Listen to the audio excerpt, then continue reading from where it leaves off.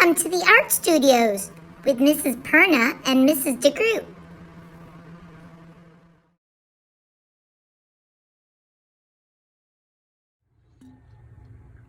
Hello boys and girls. So today what we are going to do is we are going to create an abstract drawing using symbols.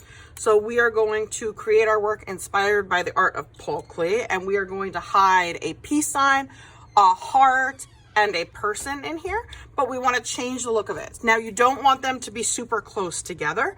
You want them to be a little bit spread out because remember we're going to paint over this. So the first thing that I'm going to do is I'm going to create a shape for my peace sign. And remember, it doesn't need to be a regular circle because you want to be able to hide it in your work. So I'm going to do my lines here. And then you can even turn your paper. So maybe I want to do part of my heart here. And then I'm going to turn my paper back, and then I'm going to do part of a person over here. So I'm going to give it a face. Maybe she's got hair.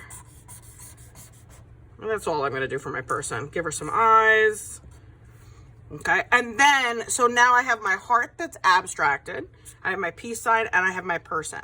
I've got all this other space that I'm going to add different types of lines to. If you want to do like what Klee did in some of his artwork, you could do some of those. Like he would like to do some spirals. You can do some different types of lines, zigzag, wavy lines.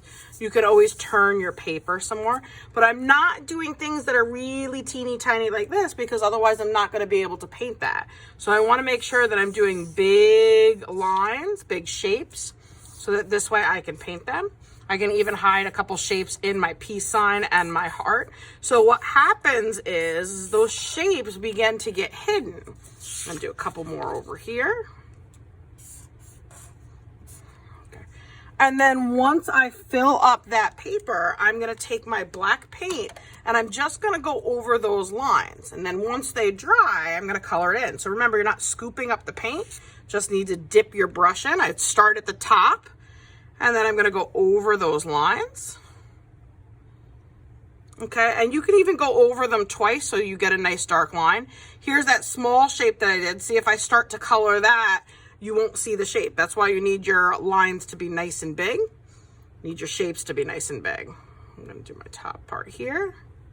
Once your paint gets a little bit scratchy, so if you look, see how my paint's a little bit scratchy, then I need to get more paint to go over it because you want those nice thick black lines just like Klee did.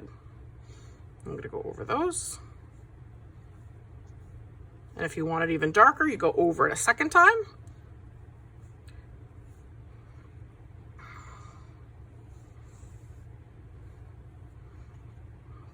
Go around my spirals. And I'm not coloring anything in. You don't want to have big spots of blobby black paint everywhere. You want to be able to color it in using your colors because that's what's going to make it stand out once it's done. Okay, so I'm not coloring anything in. Okay, I'm holding it not where I painted, so this way I don't get the black on my fingers. And then I'll do my face.